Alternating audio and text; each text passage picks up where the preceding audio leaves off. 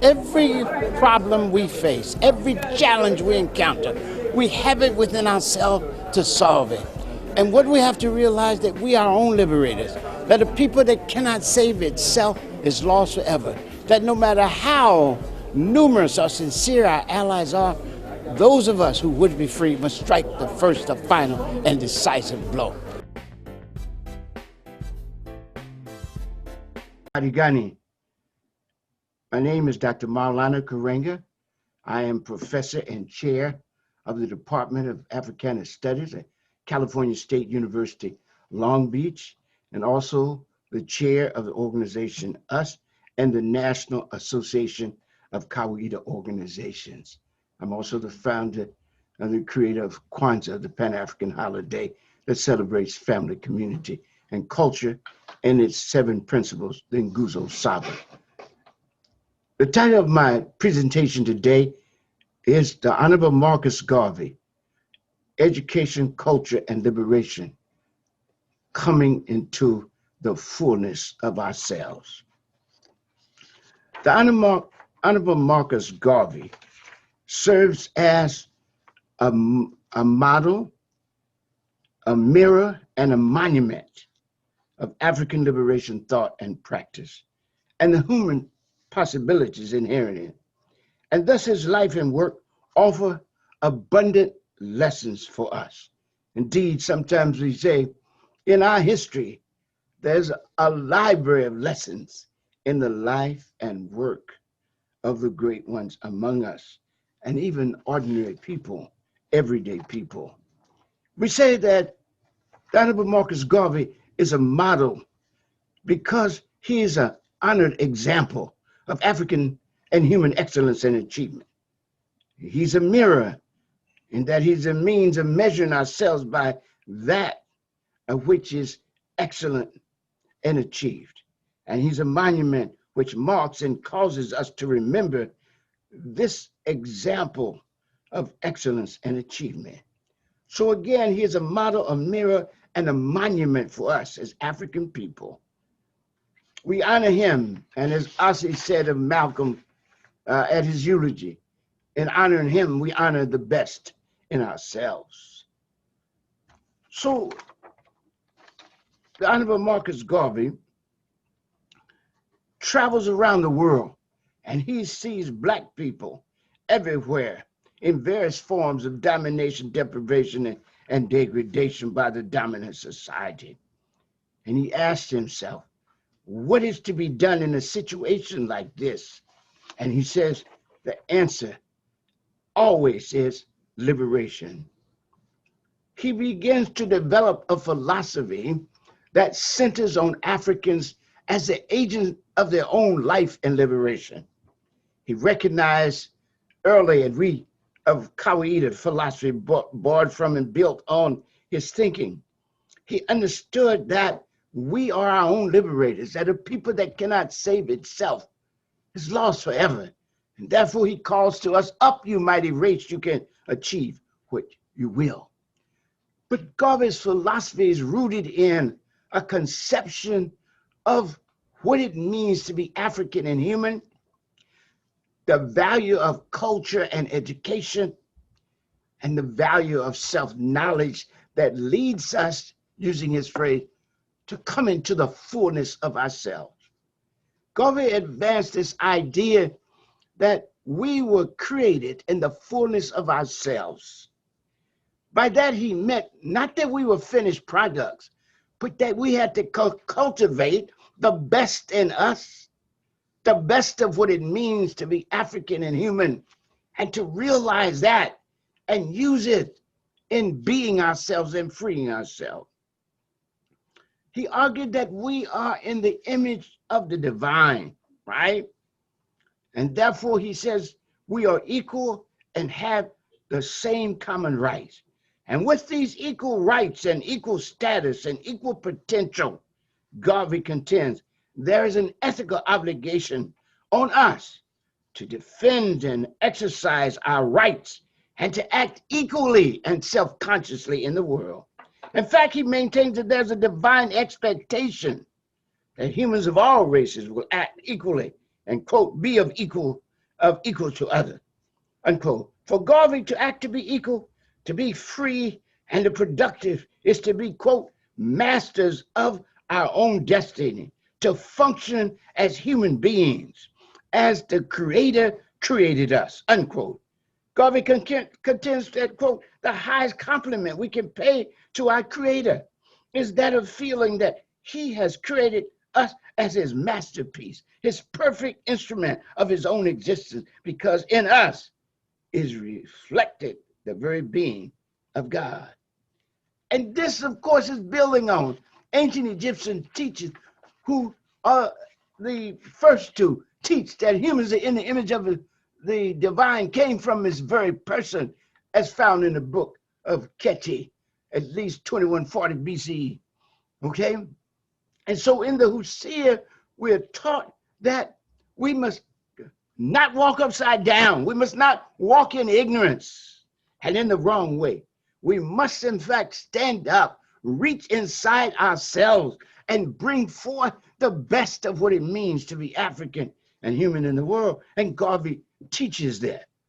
It is important to note here that Garvey's thick conception of the divine likeness and dignity of the human person, again, has its early roots in ancient Egypt. It involves in the context, as I said, of the Sabaite, or the moral instructions of King Keti in the Hosea, in his instructions for his son Merikare, right, in the intermediate period about 2040. In the sacred text, Keti says, well cared for as a flock of God, there in His image and came from His very person or body. This concept is further developed and stressed in the Hosea, in the narrative of Jedi, a sage who visits King or Pharaoh Khufu's court and puts forth the concept of human dignity rooted in the divinity of the human person. And that concept is called Shepesu. And Shepesu means that has three characteristics. First, it's transcendent of all social and biological attributes: race, class, gender, sexuality, age, ability, nationality, religion, etc.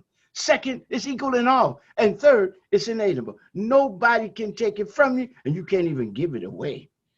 And so he argues that, the Honorable Marcus Garvey argues that we are called upon to evolve a new national idea based on freedom, human liberty, and true democracy, unquote. Again, he said, we are, quote, called upon to evolve a new national idea based on freedom, human liberty, and true democracy, because the world we live in, the civilization in which we are trapped, the civilization which enslaved us and dominates us, must be radically transformed, and Africans serve as a central moral and social vanguard to do that. And in order to do that, they have to be, as we say in Kawi, they have to be themselves and free themselves, right?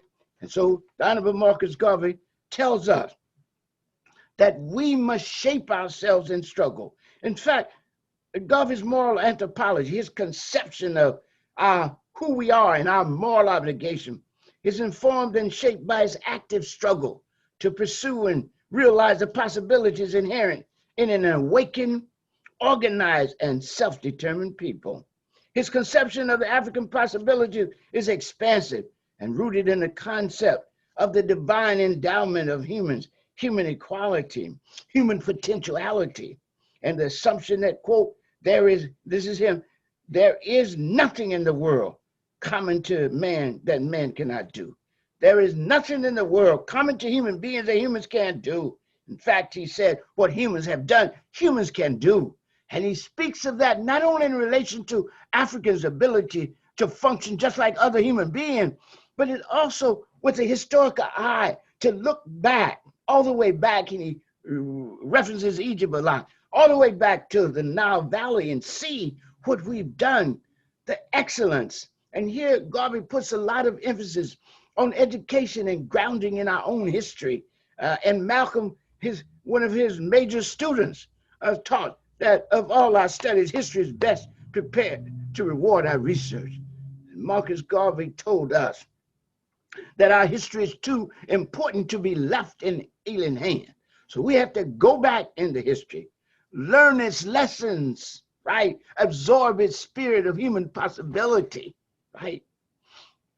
Extract and emulate its models of human excellence and achievement, and practice the morality of remembrance. As Fannie Lou Hamer, our foremother, told us, never to forget where we came from and always praise the bridges that carried us over. Learn the lessons of the ancestors. And this is what we do when we discuss the Honorable Marcus Garvey. And so he tells us that, how dare anyone tell us, African, that Africa cannot be redeemed, that African people cannot be liberated, when there are so many African, quote, men and women who have intellectual capacity, who have the capacity to understand and change the world, right? How dare you say we cannot do what we've done before and what other humans are doing? And so he tells us to stand up. Let us live that true life, that perfect life in ourselves as spiritual beings, but not forget that we're also physical.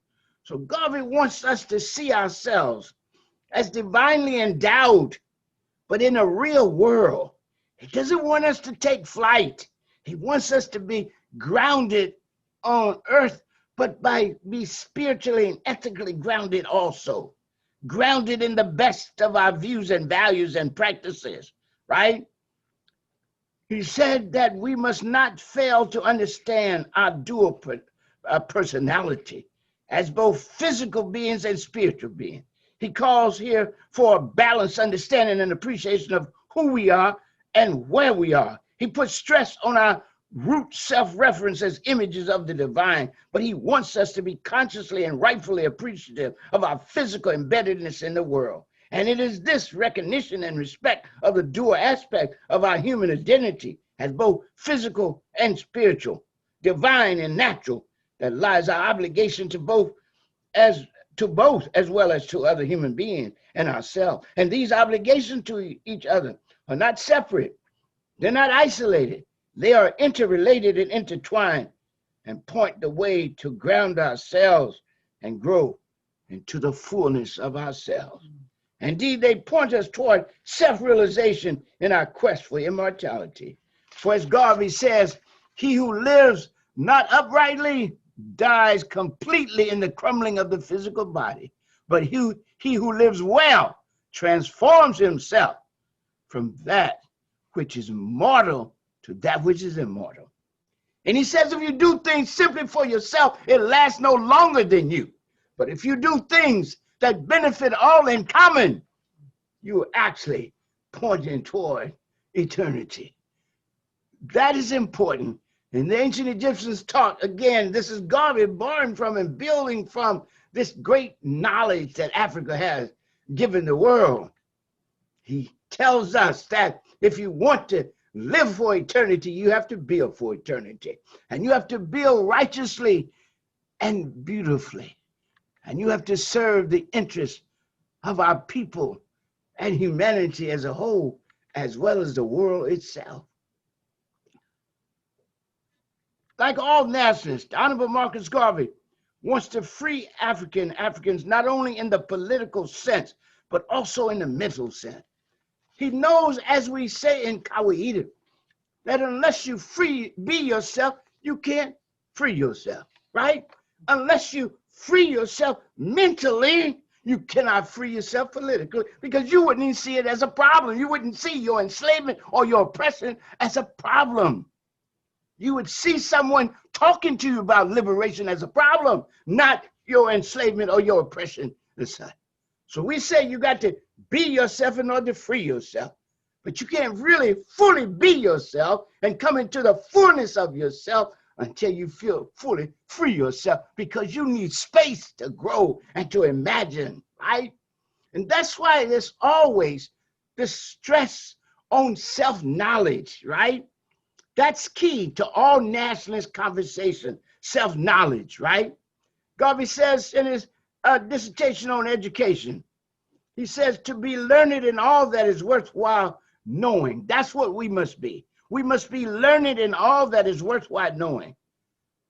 And I'm quoting him here again, not to be crammed with the subject matter of the book or the philosophy of the classroom only, but to store away in your head such facts as you need for the daily appreciation of life, so that you may the better in all things understand your fellow men and women and interpret your relationship to your Creator. He goes on to say you can be educated in soul, vision, and feeling as well as mind. Educate yourself in your soul, in your vision, in your feeling as well as mind. He said, even educate yourself concerning the enemy, to see your enemy and know him is part of the complete education of man and woman. To spiritually regulate oneself in another form is another form of higher education that fits the human person for a nobler place in life, and still to approach your brother and sister by feeling your own humanity. This is an education, he said, that softens the ills of the world and makes us kind indeed. So Garvey is talking not simply about cultivating a life of the mind, but also cultivating a life of the heart. Not only being strong intellectually, but also being morally sensitive.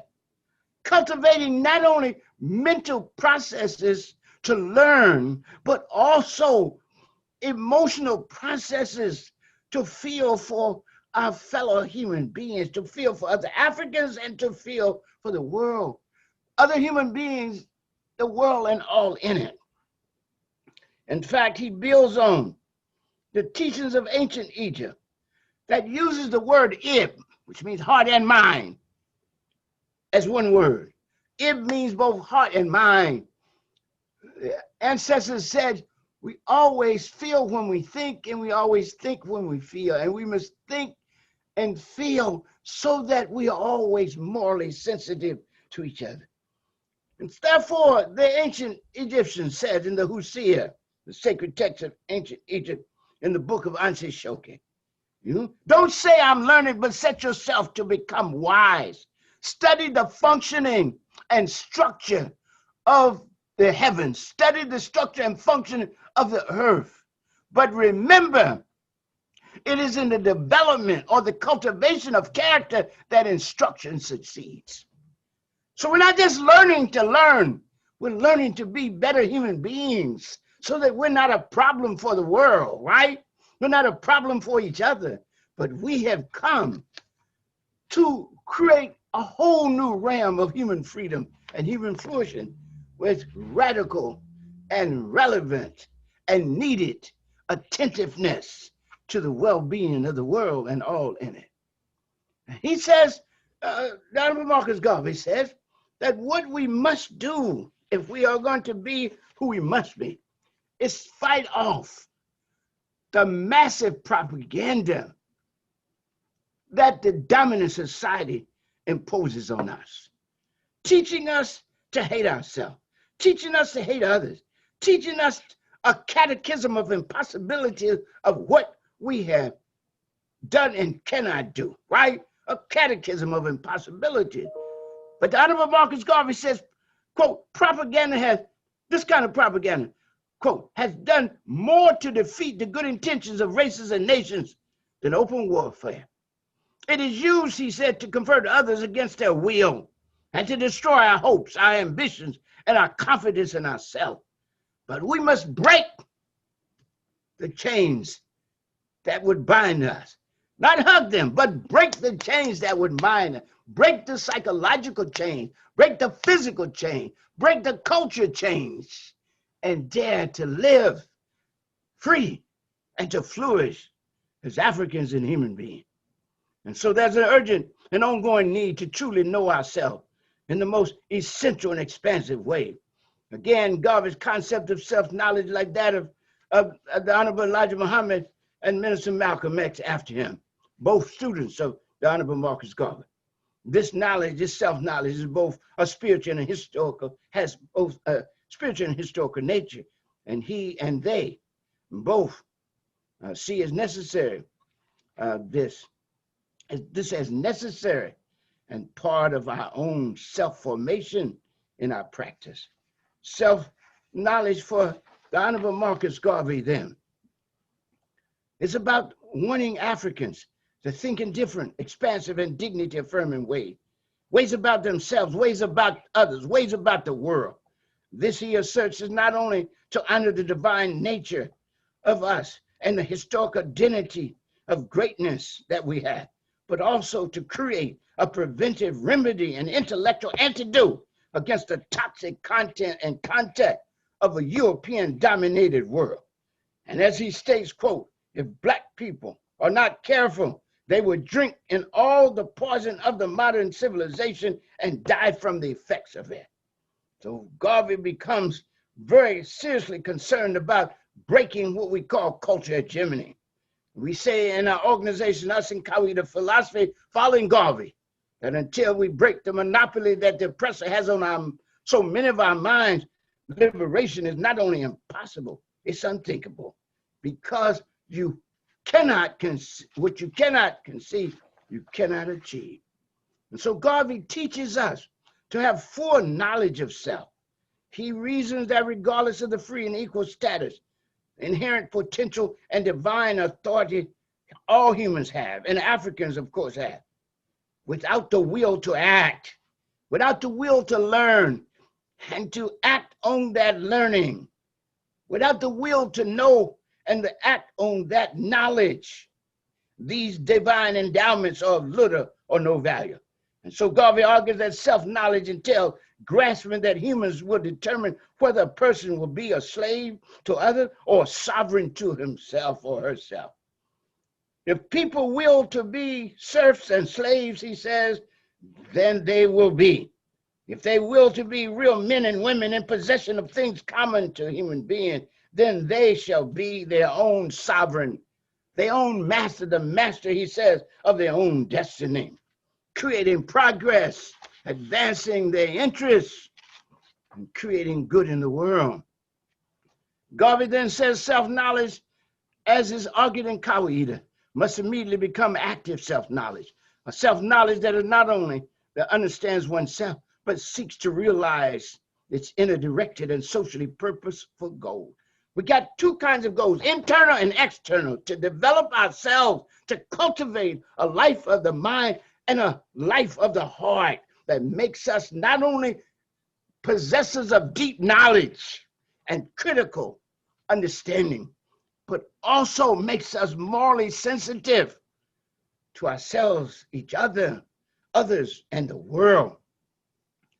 For Garvey and Karenga, my philosophy, our identity and sense of self-worth is shaped in the process of purposeful action, action that is both self-liberating and self-formative. We not only liberate ourselves, but form ourselves in what we do. In the final analysis, we say practice proves and makes possible everything. To simultaneously free ourselves and form ourselves is at the heart of Garvey's anthropology, his conception of human being. Like all nationalist thought, knowledge, especially self-knowledge, is at the center of the process.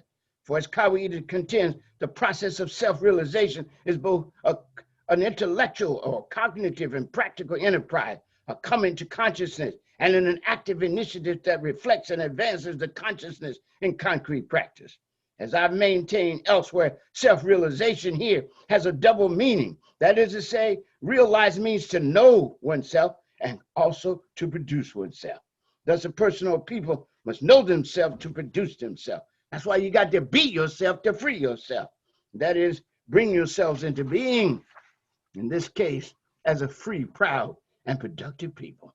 This of necessity is a holistic project that Karenga calls a culture nationalist project, a culture project, an all-embracing practice on at least 7 levels. And the Honorable Marcus Garvey dealt with all of them. So his project is also a culture nationalist project.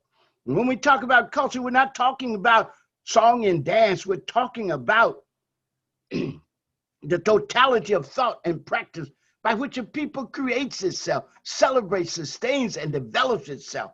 and introduces itself to history and humanity. And that occurred on at least 7 levels. In all of these, the Honorable Marcus Garvey made a contribution to how we should understand and assert ourselves in.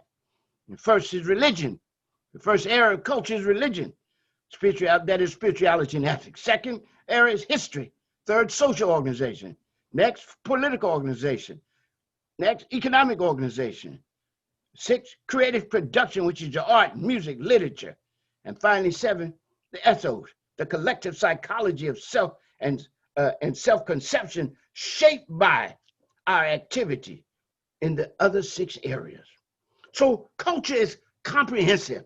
And when we say that Garvey project is a culture project, we mean it's a total project, a culture nationalist project. And just so you know what culture nationalism is, right? In spite of people that misinterpret it, right? And just, do wrong things with it.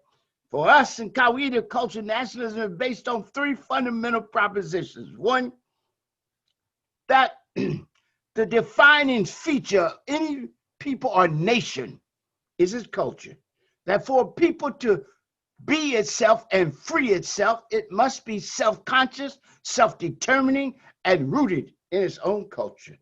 And third, the quality of life of a people and the success of its liberation struggle depends upon it waging cultural revolution within and political revolution without, resulting in the radical transformation of self, society, and the world. And so again, in the comprehensive and holistic character, Garvey's project is also a culture project, more precisely a culture nationalist project dedicated to liberation. As Tony Martin said, who is one of the most important interpreters of Garvey, he said his philosophy, quote, found excellent expression in his active awareness of culture as a tool of liberation. This is reflected in his literary works, his encouragement of the arts and advocacy of Black aesthetics, his critique of European propaganda, domination, and attempts at cultural convenience, his helping to develop religion and an economic project, a political project, creative production, right? And also developing a new psychology of Black people, an expansive conception of themselves as Africans, as a world community. Garvey taught not only continental Pan-Africanism, freeing the continent, but global Pan-Africanism, freeing Africans wherever they are. Africa becomes a base from which we operate, right? But at the same time, he said we must free ourselves where we are. And if we don't do things good for where you are, you won't do things good for Africa when you get there. So you have to come ready to produce. And you cannot come talking king talk, right? You must come talking about the masses. He said, yes, we will have an aristocracy, but it will be an aristocracy based on service to the masses. What a beautiful concept. And so Garvey prefigures Diop too. He talks about the falsification. When I say Diop, check on to Diop.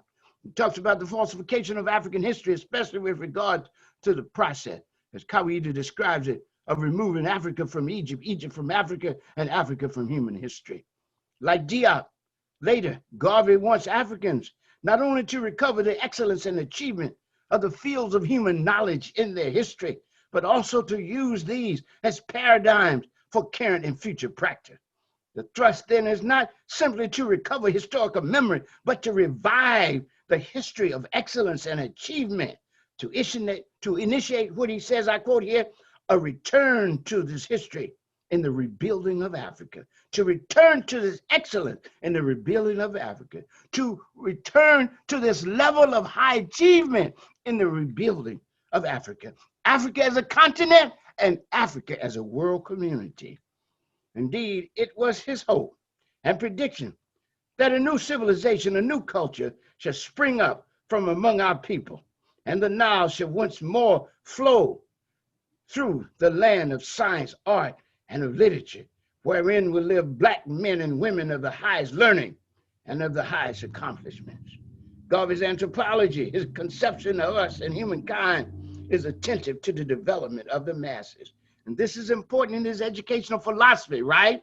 Listen now, his concept of what it means to be human is to know. This again refers back to ancient Egypt, who called human beings, one of the names they had for human beings is Rekit. Rekit means knowing being, wise being. And so Garvey said, we have to honor that divine spark, that divine endowment in humankind by teaching them who they are, so that if they know themselves, they can constantly realize themselves. They can form themselves and make themselves into what they want to be. They can, as we say, come into the fullness of themselves. And so Garvey's concept, again, of education and of humanity itself is attentive to the development of the masses. It reflects a moral sensitivity to the condition of the masses as a moral and social measure for a nation or a race, right? We always say that you can measure the morality of any society by how it treats its most vulnerable, right? So Garvey says, quote, the masses make the nation and the race. By this he means not only that they are the heart and soul of the nation, but also that the level of their development will reflect the level of the nation and either inhibit or enable persons and the people as a whole from realizing their own God-given potential and higher aspirations, or realizing them. It will inhibit them from realizing or enable them to realize it.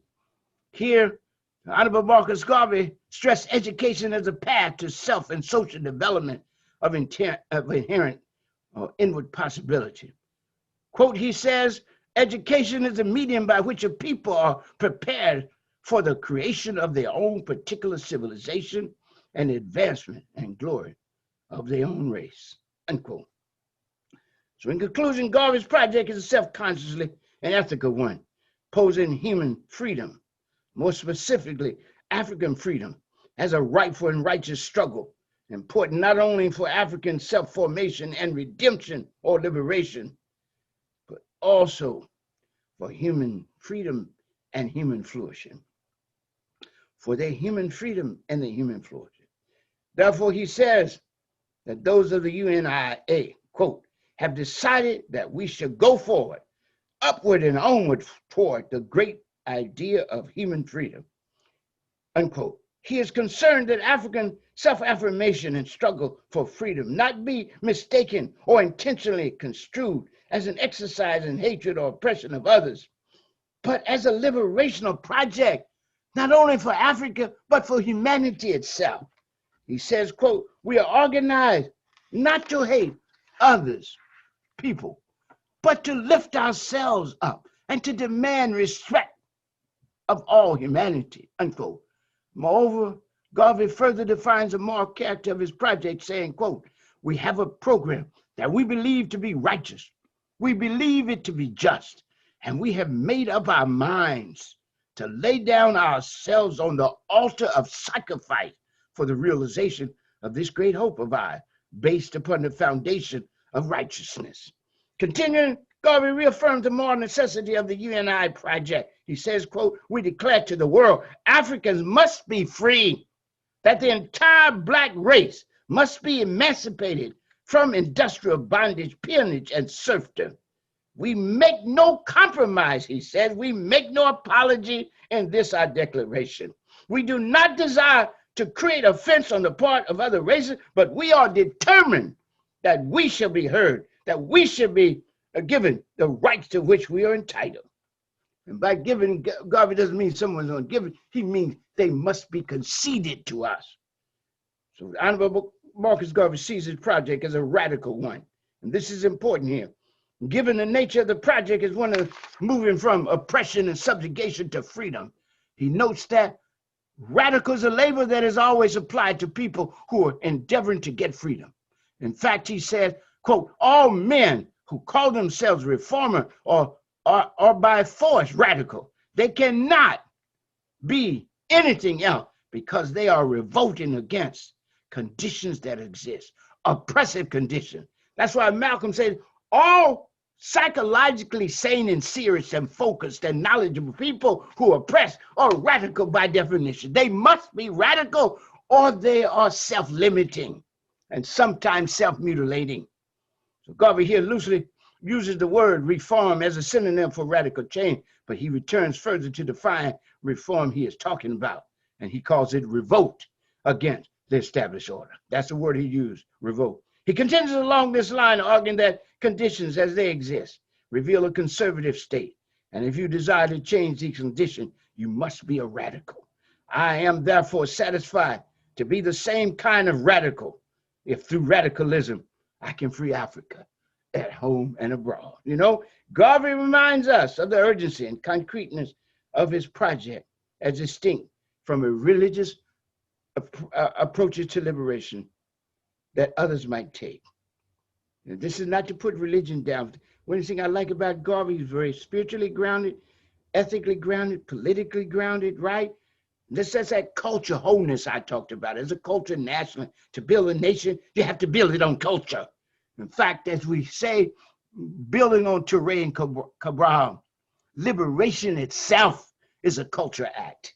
The struggle for liberation is a cultural act. Culture as a totality of thought and practice by which a people creates itself, celebrates, sustains, and develops itself, and introduces itself to history and humanity. It is a culture act, right? It is a culture act because culture gives the people the capacity for recovery and revolution, I say in a quotable Karenga. This is so important for us to see this. And so Garvey says, there is many a leader of our race who tells us that everything is well and that all things will work out themselves and that a better day is coming. But he said to the people, saying, yes, all of us know that a better day is coming. We all know that one day we will go home to paradise. But while we are hoping by our Christian virtues to have an entry into paradise, we also realize that we are living on earth and that the things that are practiced in paradise are not practiced here, unquote. On the contrary, listen to him now, this is where we're living. Even before the Trumpian conversation and imposition, he says we're living in a temporal, mature age, an age of activity, an age of racial and national selfishness. Thus, Africans must engage the world as it is rather than as they would hope it to be. And they must engage the world in concreteness, in action, and as a self-conscious, self-asserting, self-determining people. Garvey's project is not offered as one of national selfishness, though. On the contrary, as suggested by his repeated references to rightness and justice, and of his liberational project, he is conscious of the ethical need and imperative to avoid such a position. Indeed, he said himself, I quote him, I pray to God that we should never use our physical power to oppress the human race, but we shall use our strength, physical, moral, and otherwise, to preserve humanity and human civilization, unquote. Moreover, Garvey argues that in planning and building the future of African people, Africans must have as their foundation the principles and qualities that are life-affirming and life-enhancing. And so he says, quote, let us in shaping our own destiny, set before us the qualities of human justice, love, charity, mercy, and equity. Upon such foundation, let us build a race, and I feel that God, who is divine, the almighty creator of the world, shall forever bless this race of ours, unquote. If Africans do this, he suggests, they will pose a paradigm of how humans ought to relate to each other and act in the world.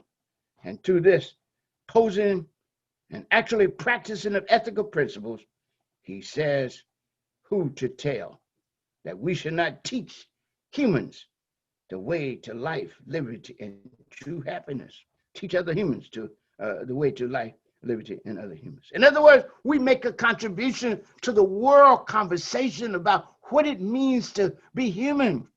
How do we relate to each other? How do we interpret our goals? And how do we pursue them together? In fact, the Honorable Marcus Garvey says, quote, Africa has still its lessons to teach the world. We will teach humankind the way to life and peace, not by ignoring the rights of our brothers and sisters, but by giving to everyone his due. Giving everyone his her due is justice, right? And so we will do right in the world by doing justice in the world, by conceding that freedom and justice are indivisible. And therefore, he said, freedom and justice and liberty shall be extended to all. Present-day statesmen are making a big mistake, he said, a biggest blunder of the age, if they believe that there can be any peace without equity and justice to all mankind. So there is our statement early. No justice, no peace. He says there can be no peace without equity and justice to all humankind. For Garvey, these goods are essential to humans, not only to exercise their God-given rights and potential, but also to realize themselves and do their work in the world. I'm going to close now and talk about just ending up with social solidarity and honoring the memory of our ancestors that Garvey taught about education and culture and liberation. Garvey's stress on know thyself is always a knowing oneself in the context of community, through community. But in a word, self-understanding requires and reflects an understanding of oneself as a member of a community.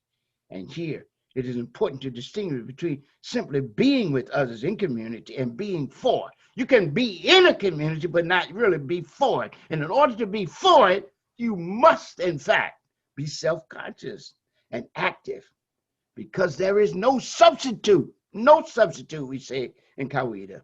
There is no substitute for an aware, organized, as Garvey said, engaged people. There's no substitute for an aware, organized, and engaged people constantly involved in a multiplicity of activities to define, defend, and develop their interests. Garvey says the hour has now struck for the individual Black person as well as the entire race to decide the course that will be pursued in the interest of our own freedom, our own liberation, our own liberty. He said we must realize that upon ourselves depend our destiny, our future, and we must carve out of that future that destiny. And that destiny must be conceived of and both personal and collective, interrelated and interdependent. For Garvey argues that it is for persons, he argues that as it is for persons, so it is with people. And therefore he says, quote, as for the individual person, so the individual race. For Garvey, as in Kawaida, one's identity is worked out and shared with others. It is forged in the struggle for power over our destiny in daily lives and due respect from others, both within the community and without. Much of Garvey's thought and that of other nations speak to the need of due recognition among the other peoples of the world. But it is important, as Malcolm said, to first, and Garvey said, to first recognize ourselves and teach others how to think of us and how to relate to us. Human dignity and human rights are the issue here, and they are intertwined. For the struggle to affirm one's dignity is at the same time a struggle to secure one's right. It involves recognition of both a similar human status and a cultural difference that defines the particular from the human. And so, from a Kawaida perspective, Garvey holds that participation in a political struggle for an African redemption is a moral duty in three senses. First, it is a contribution to the moral imperative of a fully human person to choose, pursue, and embrace freedom. Second, the struggle for freedom becomes a way not only to free ourselves and be ourselves, but also to build the nation and to build ourselves and our character, in a word, to develop an ethical self-portrait. In addition, participation in the struggle yields an expanded knowledge of self and the world and opens the way to self-realization of our inner potential. In a word, our coming to the fullness of ourselves. I would like to call in by quoting Garvey, who says, think collectively, not to eliminate concern for your person, but actually to broaden your conception and possibilities by relating to the whole. He said, quote, The ends you serve that are selfish will take you no further than yourself.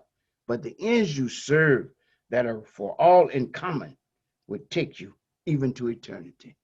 I close by saying this Kawida call to continuing struggle and learning, to cultural grounding, educational excellence, and constant righteous and relentless struggle. Righteous and relentless struggle. We say, building on the Honorable Marcus Garvey and all our ancestors, we pay homage to them by living the legacy of their lives. And so we say, this is our duty, to know our past and honor it, to engage our present and improve it, and to imagine a whole new future and to forge it in the most ethical, effective, and expansive ways. And this too, Black people, in the name of Garvey and Fannie Lou Hamer and Nkrumah, and Yasantewa, and Malcolm X, Martin King, Ella Baker, Anna Julia Cooper, Frederick Douglass, and again, the Honorable Marcus Garvey. Let us continue the struggle. Keep the faith, hold the line, love and respect our people and each other. Seek and speak truth, do and demand justice. Be constantly concerned with the well-being of the world and all in it, and dare help rebuild the overarching African liberation movement and movement in the world for liberation that prefigures and makes possible the good world we all want and deserve to live in and leave as a legacy worthy of the name and African, worthy of the name and history African. So let me just say this again. Let's leave a legacy that is worthy of the name and history African. This is our honor to Garvey. And the Honorable Marcus Garvey says, what better gift can I give those ancestors who called us, this is his quote, the children of hope, than I free Africa, not only as a continent, but also as a world community. Asante, and again, as he said, up you mighty people, you can accomplish what you will.